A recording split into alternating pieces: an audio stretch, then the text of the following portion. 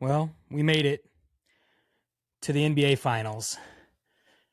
It's not the finals we wanted as a Thunder fan, but it's the finals we get.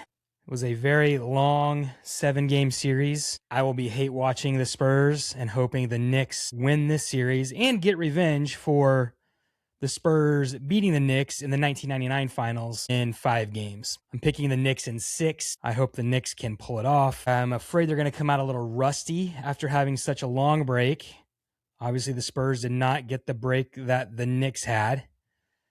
Game 1 and 2 are in San Antonio.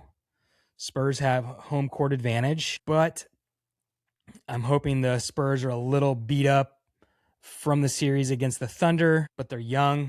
They rebound and come back easily, more easily than older guys do, just because they are like the second youngest team ever to make the finals. They jumped over the Thunder from last year, and that's where we're at right now. So Spurs Knicks, I've got the Knicks winning in 6. That's what my heart wants. My head thinks the Spurs win the series, but my heart is pulling for the Knicks for many, many reasons. So Knicks in 6, let's go. Let's talk about injuries for a minute. I've talked about this many times before, but I hate injuries in sports. I hate when you have your best players out, because just like we saw with the Thunder against the Lakers, no Luka. Who knows? That series could have gone longer. I still think that the Thunder would have won that series, but I would not have been a sweep. I think had Luka been there, it would have been a lot closer. But then again, Oklahoma City didn't have J-Dub. So injuries, they're the worst in sports. They're the worst. And we can go back and forth all day long about injuries and who coulda, shoulda played, but that was the team that was out there for the Thunder against the Spurs. I can make excuses that 2 of the Thunder's best 6 players were out the last couple games. I mean, J-Dub's been out for most of the season anyways, but then losing AJ Mitchell was just a gut punch for the Thunder. Was not ideal, and that's what we were left with. And so who knows what could have happened or what would have happened. The Spurs still could have won the series, or the Thunder would have won. That's the thing. We don't know. We don't know if everyone is healthy what the outcome would have been. I think the Thunder would have had a better chance, obviously. I don't think they would have gotten blown out in those last 2 games they lost if J-Dub and AJ Mitchell were healthy. But who knows? We don't know. Just like with the Lakers, we don't know. And you can say the same thing for last season.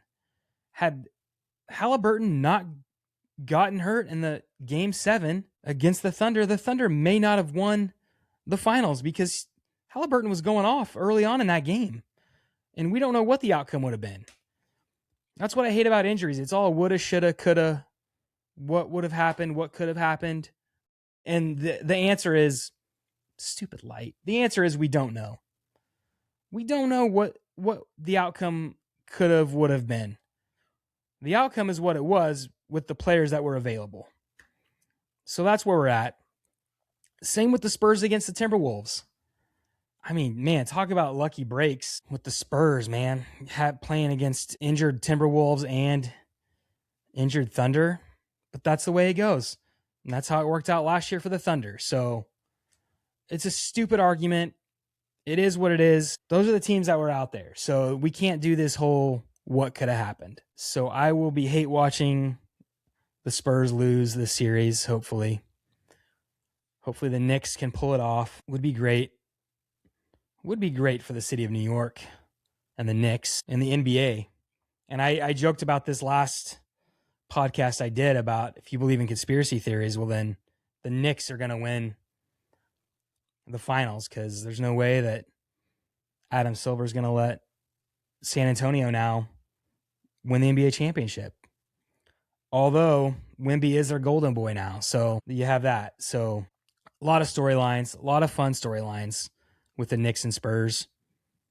And fun that it's a rematch from 1999. And so let's go back to 1999. Speaking of, that was a long time ago, 1999. June of 1999, 27 years ago, right? What was happening in 1999? Well, I had just finished my freshman year at Oklahoma State, so that's how old I am. And that's rough, hard to think about. But a few things that were happening. Obviously, it was 1999, so people were worried about Y2K. What's going to happen when the clock and the computers turn from 1999 to 2000? Well, for those of you not born or alive during that time, everyone was freaking out and thought something was going to happen, that the world was going to end, that 1999 to 2000 was going to break all the computers because they weren't made to change to that year and be okay, which is wild now to look back and think how stupid that was. So that was on a lot of people's minds in June of 99. You know what else was awesome in June of 99? Besides the Thunder, they weren't even a thing. 1999, you had, again, the Spurs beat the Knicks in Game 5. You had Steffi Graf win her 22nd Grand Slam in June of 99. That was big. Do you know what the number one movie was in June of 1999 that made the most money that year? A lot of people are going to say Star Wars Episode 1, but it wasn't. That movie came out in May. It probably cleaned up in May. But June of 1999, the top grossing movie in the box office, Austin Powers, The Spy Who Shagged Me. That was the number one movie in June of 99. It just beat out Star Wars Episode 1, which tells you everything you need to know about the 90s. That there was a movie called Austin Powers, The Spy That Shagged Me. It was leading the box office in June of 99. There were two top songs in June of 1999. One was by a guy named Ricky Martin, and that was Livin' La Vida Loca. And the other one was a song by Jennifer Lopez. So Ricky Martin was crushing it the first half of June, and then Jennifer Lopez released a song, and it crushed it the second half of June. That's why I say they were two top songs in June of 99. But man, Livin' La Vida Loca held its own. The song of June 1999 by Jennifer Lopez was If I Had Your Love. It's two great songs, obviously, because I don't even remember the Jennifer Lopez song. Sure, all the ladies do. And I was in college at that time, so I just don't remember that song.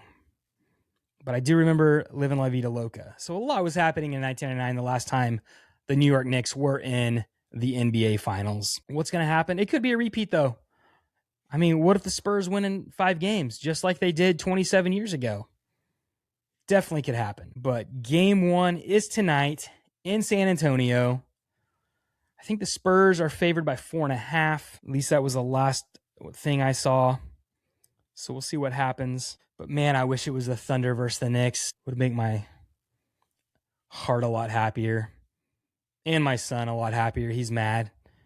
He's not going to watch the NBA Finals. He's 10. Says he's not going to watch the Finals.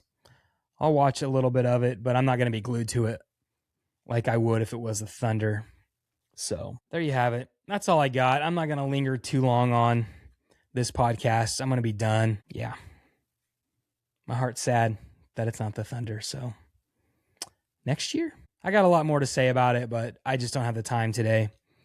So maybe tomorrow I'll dive into some more thoughts about the Thunder. We can talk the struggles that Chet had. We can talk, I'm not going to talk injuries because it doesn't do any good for anybody. We can talk about how the Spurs are not the team everyone thought they were, and that they were the ethical team, and that whatever, the whole flopping thing. We can get into that too if we want, but I don't even know if it's worth it. But I'm sad about the Thunder. We got to move on. And I told my son, hey, but guess what? Now we get to look forward to football. And that's true. Football's just around the corner. Preseason will be here in 2 months. So there we go. All right, see ya.